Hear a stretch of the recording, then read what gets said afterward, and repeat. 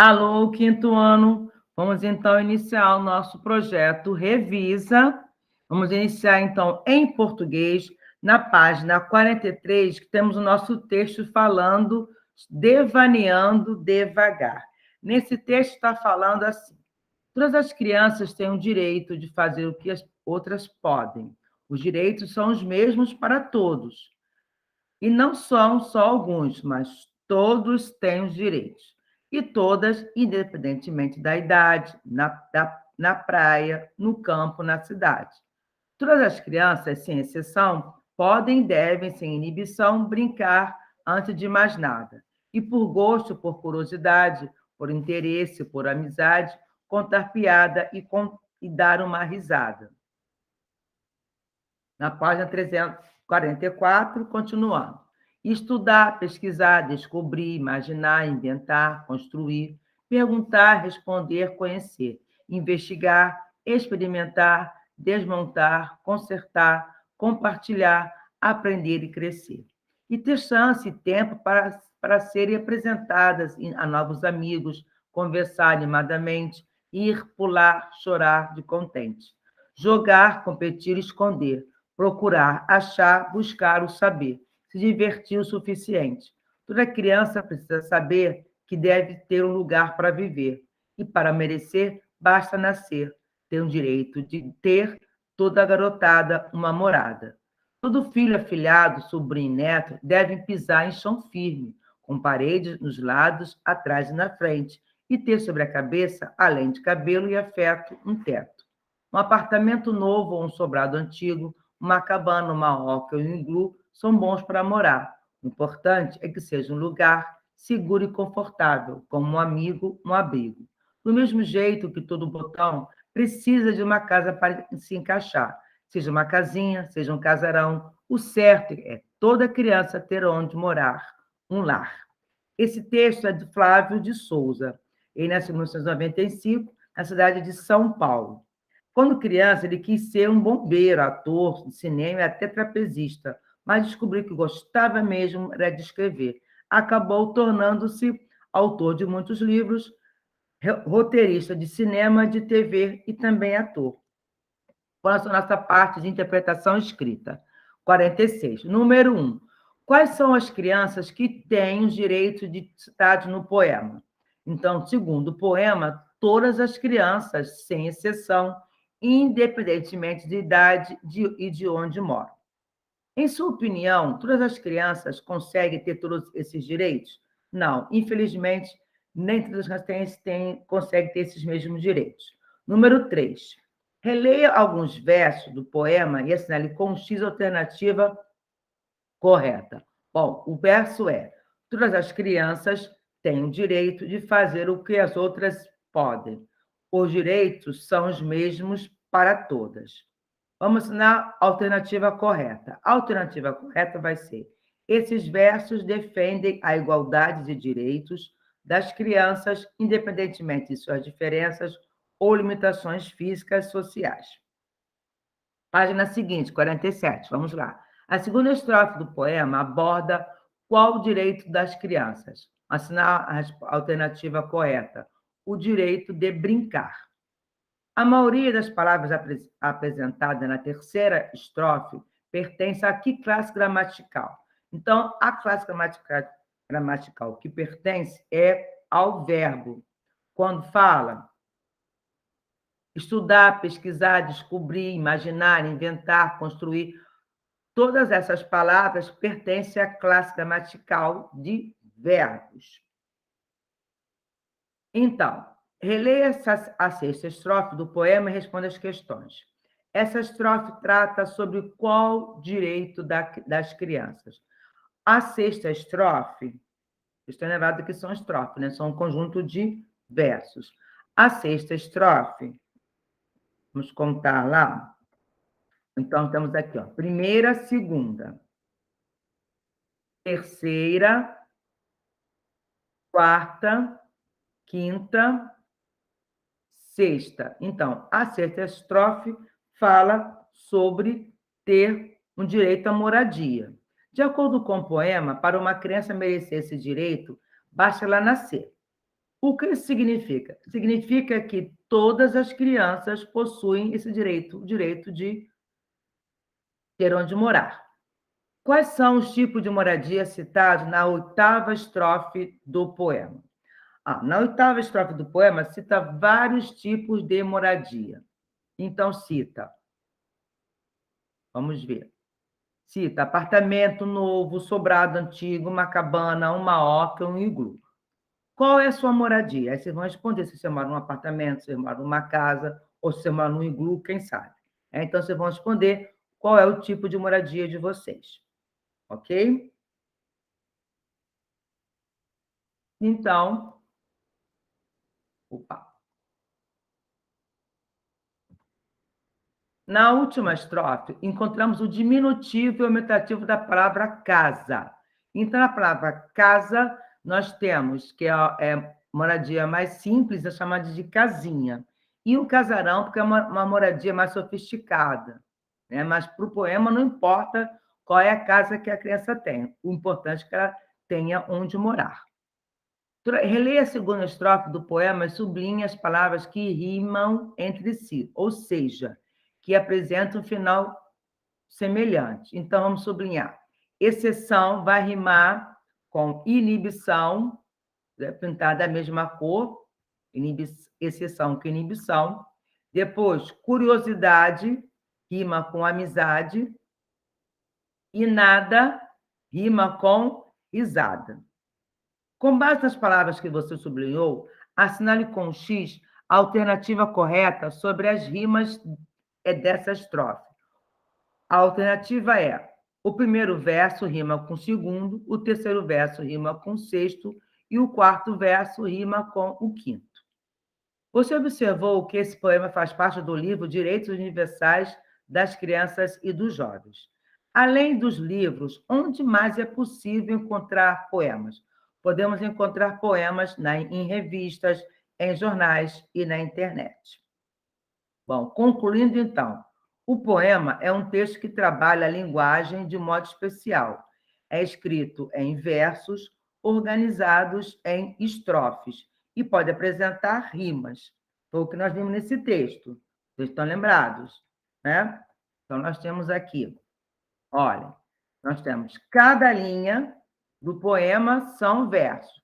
Um conjunto de versos, temos uma estrofe. Aqui outra estrofe, tá? E assim vai sucessivamente.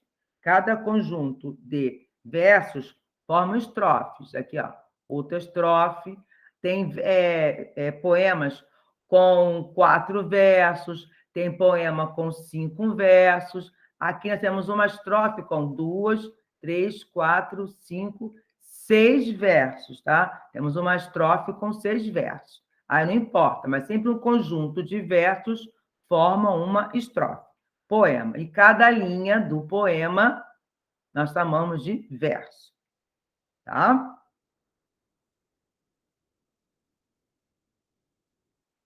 Então, 48. Crescendo e aprendendo, 49. Cidadania no dia a dia. Você conheceu um pouco sobre os direitos das crianças. E os deveres que vocês têm, vocês sabem? No seu dia a dia, vocês podem fazer muitas coisas. Por exemplo, toda criança deve obedecer aos pais, familiares e professores, participar da convivência familiar e comunitária, estudar e frequentar a escola, fazer as tarefas diariamente, praticar os bons costumes, participar das atividades educacionais, culturais, esportivas e de lazer, preservar os espaços públicos e o meio ambiente, manter a escola limpa, respeitar a si mesmo e a todas as pessoas, independentemente de raça, cor, sexo, religião, classe social ou idade. Tá? Então, aqui nós vamos fechar, então, em português, ok? E vamos dar um pulinho na próxima matéria, que é em História, os imigrantes no Brasil. Página 266. Entre os anos de 1870 a 1930, calcula-se que cerca de 4 milhões de imigrantes chegaram ao Brasil. A vinda dessas pessoas alterou diversos aspectos da vida cotidiana da população brasileira e ampliou ainda mais a diversidade cultural do nosso país. Aqui, por exemplo, nós temos descendentes de ucranianos que estão vestindo roupas típicas, que moram em Prudentópolis, Paraná. Depois nós temos, na página seguinte, a vinda dos imigrantes. Observe aqui as crianças a seguir. Nós temos uma criança descendente de japoneses, criança descendente de libaneses e criança descendente de alemães. Você já reparou que no Brasil existem pessoas descendentes de diversos povos? Bom, as imagens acima, foi o que nós falamos, elas não são parecidas. Então, elas têm descendências diferentes. Isso acontece porque os seus ancestrais, quem vieram antes deles, têm diferentes origens. Os avós e bisavós dessas crianças, por exemplo, deixaram o país onde viviam e migraram para o Brasil, trazendo consigo os seus costumes e tradições. Vamos saber mais sobre os imigrantes que vieram ao Brasil? Então, vamos lá. Novas oportunidades no Brasil. No início do século XIX, muitos imigrantes se mudaram para o Brasil, principalmente em busca de melhores condições de vida. Grande parte deles foi viver no sul do país, ocupando terras ainda pouco povoadas. Na segunda metade do século, a vinda de imigrantes aumentou por causa das novas oportunidades de trabalho no campo e nas cidades. Bom, os imigrantes no Brasil, como que isso aconteceu? Em 1850, o tráfico, comércio de pessoas que vinham da África, escravizadas, foi proibido no Brasil. Ali é Eusébio de Queiroz. Isso gerou o quê? Isso gerou uma falta de mão de obra. Quem ia trabalhar aqui no Brasil? Então, comprometendo os grandes proprietários de terras. Assim, com o apoio do governo brasileiro, muitos fazendeiros passaram, então, a estimular a vinda de estrangeiros para trabalhar, principalmente na produção cafeeira, quer dizer, na produção de café. Então, para estimular a vinda desses imigrantes, foram feitas propagandas em várias partes do mundo, na Itália, Alemanha, Espanha, Japão, por exemplo. Esse cartaz abaixo aqui, que vocês estão vendo, por exemplo, é uma propaganda do Japão. Repare que a pessoa está apontando, né? Ele está com uma enxada na mão, apontando para o Brasil. Mesmo não conhecendo, né, o, a língua japonesa, podemos perceber que esse país aqui é o Brasil. A maioria das propagandas, então, mostrava o Brasil como um lugar onde os imigrantes poderiam ter uma vida melhor. Eles apresentavam as possibilidades dos imigrantes terem seus próprios lotes de terra, onde poderiam trabalhar e enriquecer. Só que, quando chegavam aqui no Brasil, os imigrantes se decepcionavam porque não era tudo aquilo que eles, propagandas que eles faziam. Eles perceberam que os grandes fazendeiros acabavam eles sendo obrigados a pagar taxas para esses donos dos cafezais, como despesa como alimentação e moradia. Então, acabavam sobrando quase nada para eles.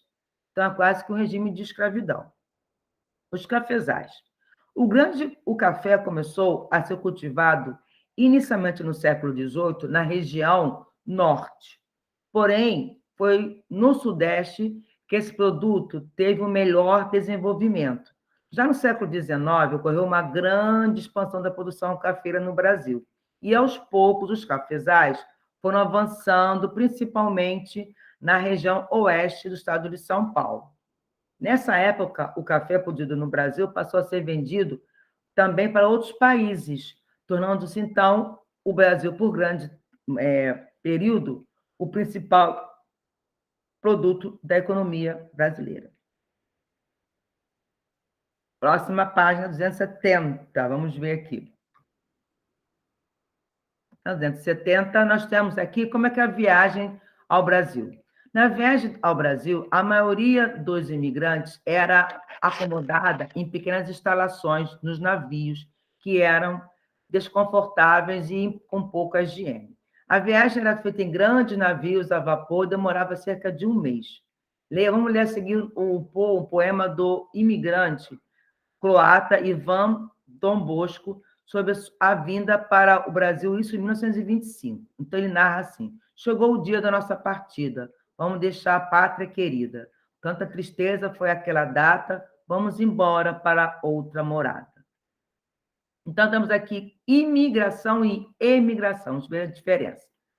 A saída de alguém do seu país de origem para ir morar em outro país é chamada emigração.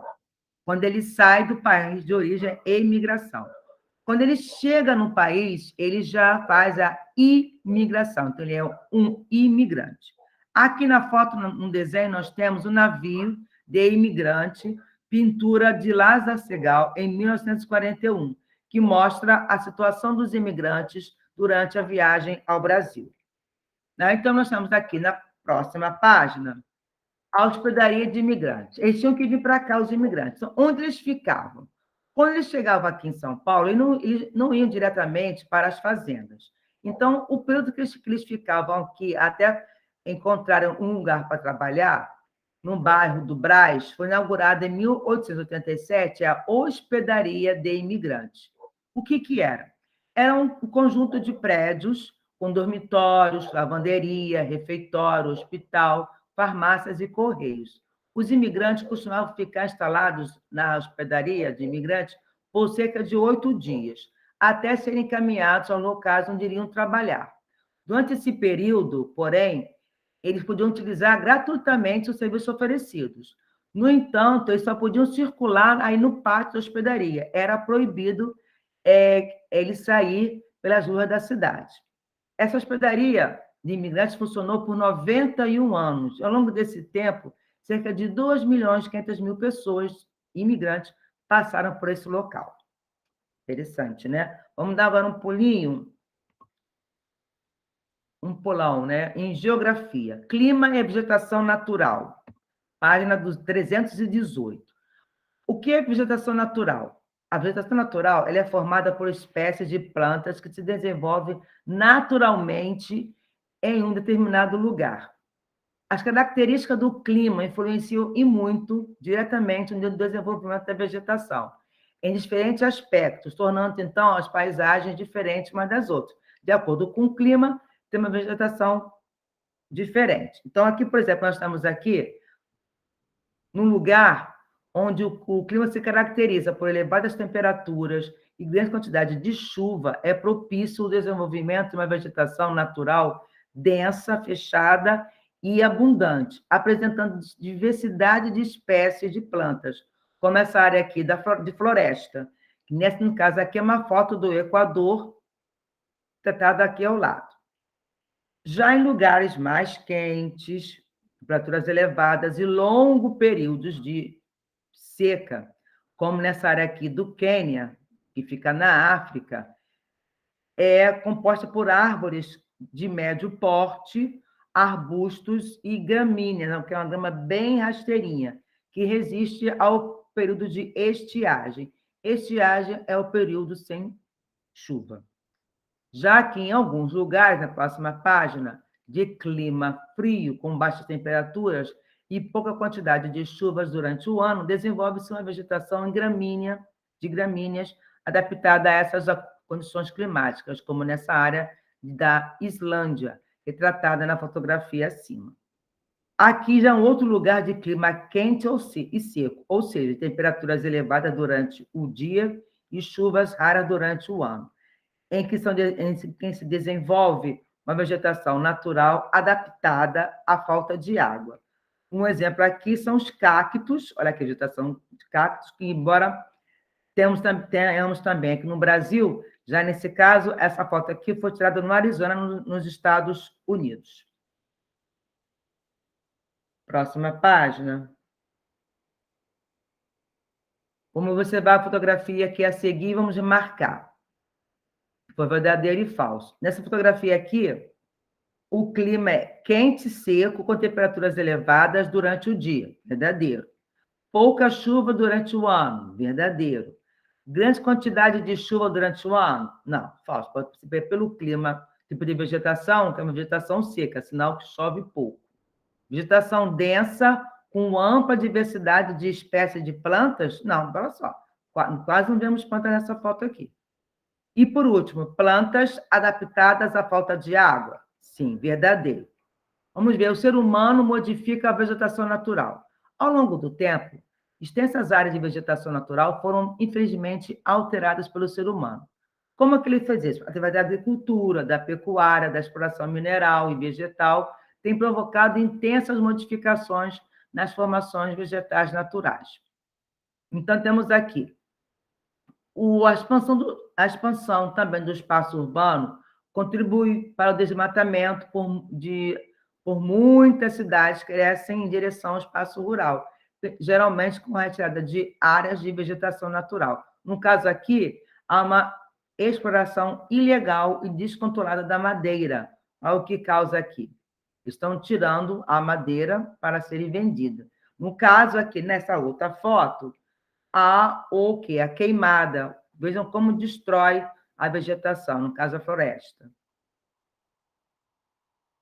Na página seguinte, temos aqui a exploração mineral, o que faz com a vegetação? No caso aqui, minério de ferro, que é a bauxita e ouro. É necessária a retirada da vegetação natural do lugar. Em geral, além do desmatamento, nessas áreas, o subsolo é escavado e enormes crateras, é que vocês podem observar na foto, enormes crateras são abertas, como retrata aqui a fotografia.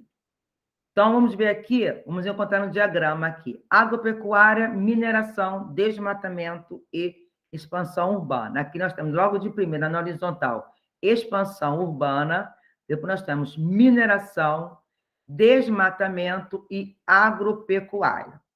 Correto? Então, vamos ficar aqui por essa página aqui. Então, nós trabalhamos português, nosso projeto Revisa, História e Geografia. Ok? Então, meus amores, até a próxima. Beijos da tia Cristina.